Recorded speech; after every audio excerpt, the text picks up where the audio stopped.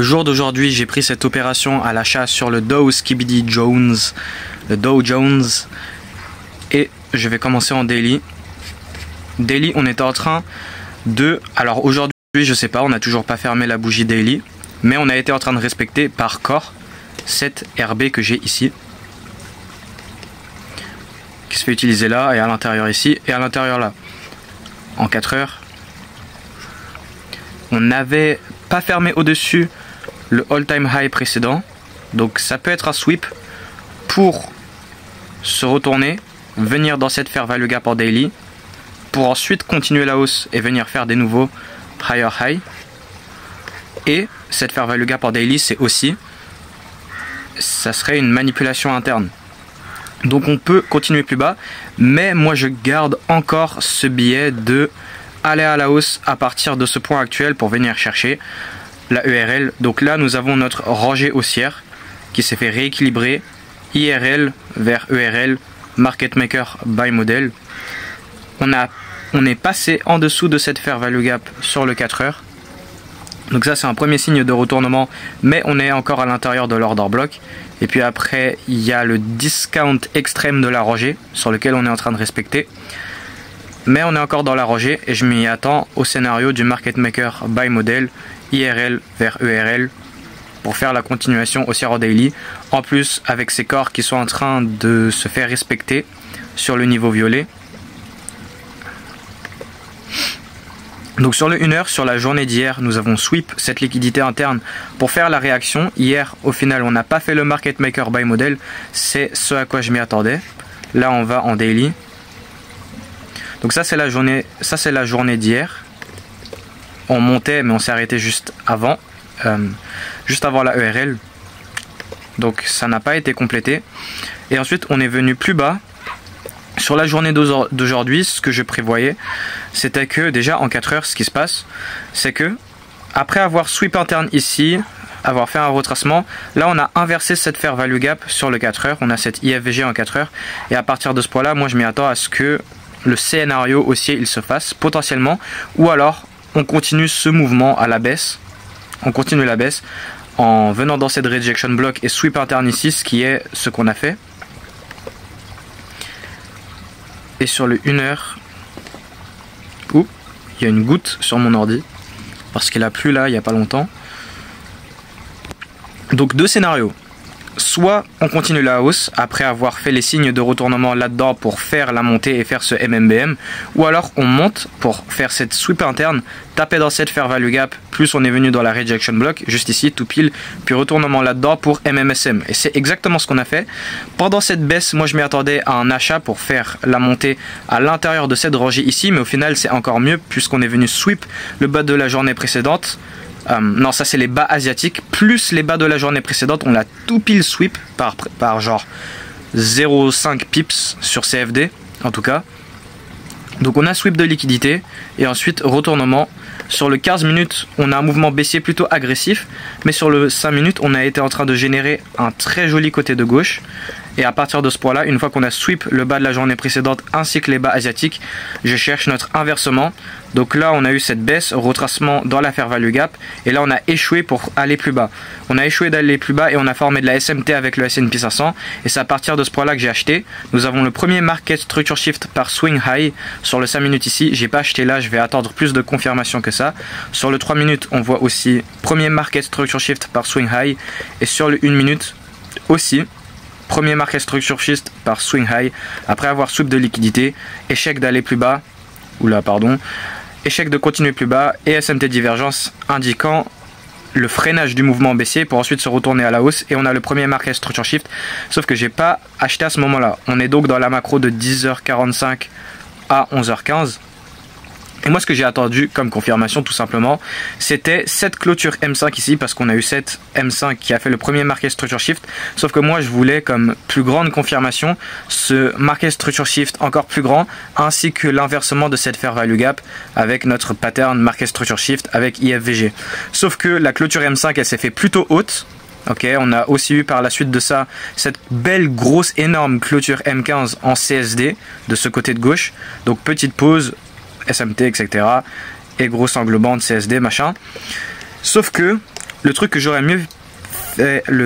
pu mieux faire sur ce trade, c'est améliorer mon entrée. Je peux encore travailler sur mes entrées, puisque ok, j'attendais cette clôture M5, MSS et IFVG, sauf qu'on avait déjà les signes de ça avant la clôture. Donc la clôture c'était à 10h11, qui était 11h10. Qu'est-ce que je lis?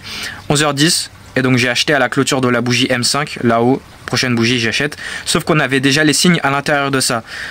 Alors j'aurais acheté, je m'apprêtais à acheter sur cette bougie d'abord, puis cette bougie, et là on a eu ce petit pullback, mais je me suis dit je vais attendre la confirmation M5. Au final elle s'est faite un peu haute, donc voilà sur quoi on peut tirer le son du trade d'aujourd'hui. Très bon setup, au final trade qui fait break-even. Donc le trade il a monté, très bien, mais ensuite on a fait ce retracement en respectant la fair value gap à l'intérieur ici, pareil sur le M15 il me semble, ouais, la fair value gap. On la respecte pour ensuite continuer et re-CSD. Et là en fait on est en train de faire une petite distorsion temporelle en attendant le FOMC, l'annonce rouge à 14h EST. Et une fois que c'est sorti, au final ça a fait baisser le prix. On est venu edge mon stop loss par rien du tout, toujours en respectant cette fair value gap sur le 15 minutes. Petite sweep interne, et là potentiellement le setup il va se faire pour venir chercher ma ERL et venir à ma cible.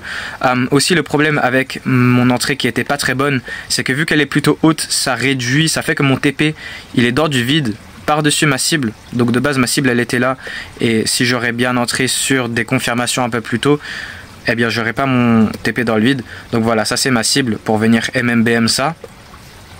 Et ce que je disais c'était que au final on fait cette distorsion, on a l'annonce FOMC à 14h qui fait baisser le prix pour sweep interne, toujours maintenir la fair value gap là-haut.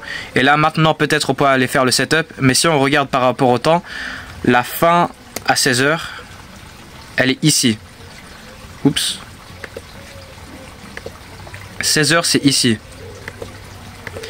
Et pour qu'on aille ici entre là et là, j'ai mis mon TP au break-even, je suis sorti au break-even sur la journée d'aujourd'hui. Très bon setup. Lors du trade, nous avons eu la temporalité horaire qui a bien monté. Je m'y attendais à ce qu'elle CSD ces deux bougies baissières sur l'horaire. Sauf qu'au final, on a eu cette bougie de rejet qui a rejeté ce point de liquidité. Mais ouais, ça, on s'en fiche. Et puis, rebougie horaire, celle de midi qui a fait ce rejet. Et là, on est en train de varier lentement. Mais ce qui m'a dit, ouais, ok, c'est remarqué que donc cette fair value gap inversée qui est un gros pilier pour ce setup, CSD, fair value gap inversée, la bougie de 4 heures au moment de ce trade, cette bougie H4, elle a fermé. J'étais à la salle de sport, j'étais en train de regarder la clôture H4, elle était genre en dessous, elle respectait pas la IFVG, et après elle a fini par clôturer juste au-dessus. Donc ça c'était une bonne confirmation. Et voilà, je récap vite fait le trade que j'ai pris aujourd'hui. On est bullish, rangée haussière, IRL vers ERL, market maker buy model. On a sweep le bas hier, on a monté, mais après on revient. On maintient en tant que support ce niveau de liquidité. On est à l'intérieur de l'order block.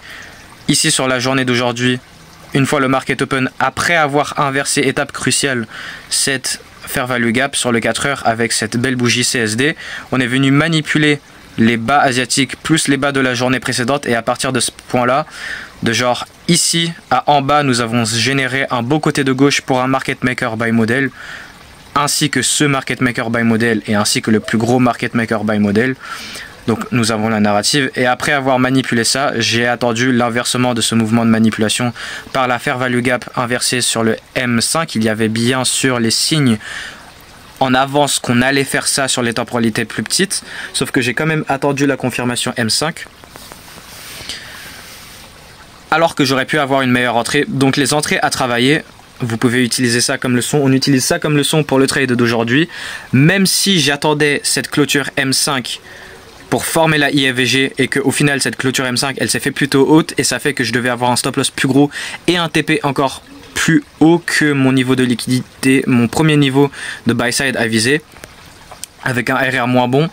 Donc pour régler ça, avant cette clôture M5, le prix il avait déjà montré en avance qu'il allait, donc ouais, je voulais bien voir la confirmation. Je me suis dit ok, je vais attendre, mais sur le 1 minute nous avons quand même formé l'indication que nous allons clôturer comme ça sur le 5 minutes, puisqu'on a eu le market structure shift sur le 1 minute, le premier puis le deuxième, le M3 pareil. Voilà, donc j'ai acheté un peu tardivement. Première confirmation, les market structure shift un peu plus petits, puis deuxième confirmation, le market structure shift sur le M5 ainsi que la fair value gap. Troisième confirmation, cette grosse CSD, inversion pattern de variation sur le 15 minutes. Et puis, autre confirmation encore plus grande, ça aurait été le CSD sur le 1 heure, ce qu'on n'a pas fait. Mais en tant qu'autre confirmation, nous avons respecté cette fair value gap inversée sur cette clôture H4. Et au final, le trade il est encore en cours. Ok, j'ai bien placé mon stop loss. Avec l'expérience, je sais bien comment placer mon stop loss en dessous cette bougie ici. On est venu le edge to pile. Et là, on va enfin faire le setup. Sauf que moi, je garde pas mes positions par-dessus. Je garde pas mes positions hors market. Donc le setup, il peut potentiellement se faire. Le setup, il est encore présent. Il est encore à tenir. Sauf que 16h EST, c'est juste ici. Et entre là et là, en cet espace de temps, venir tout là-haut, si on le fait, bravo, c'est possible. Ok, on peut faire le profil de marché trending to quick reversal. Ça veut dire que les deux premiers cycles de la session PM, ils font pas grand chose, et c'est le tout dernier cycle de la session PM qui va vraiment s'accélérer pour faire le mouvement qu'il a à faire. Donc on a généré un peu une distorsion ou génération du côté de gauche du market maker buy model sur les deux premiers cycles de la session PM, et puis on utilise le dernier cycle de la session PM pour faire l'accélération. Et ce scénario, il se fait. Ok, ça existe, il se fait pas mal de fois. Il s'est fait récemment même. Donc on peut possiblement faire ça, mais je veux quand même sortir mon trade au break-even après toute cette distorsion. Moi, j'aurais préféré le scénario où on monte direct ici, puisqu'on avait déjà du bon displacement. Moi, je m'y attendais à ce que le prix, il part direct. Ok, on a eu ce pullback, respecter la fair value gap. Mais là, on était censé partir parce qu'on a refréné. On a généré ces bas égaux pour but d'attendre en tant que distorsion temporelle l'annonce économique, le FOMC minutes. On est venu baisser sweep interne toujours en respectant la fair value gap, et là enfin on part, sauf que vas-y, c'est trop tard, je vais pas tenir la position, je vais mettre au break even. Et voilà pour le trade d'aujourd'hui. Leçon du jour, c'est de pouvoir améliorer ses entrées, même si j'attends une certaine clôture sur une confirmation sur le 5 minutes par exemple.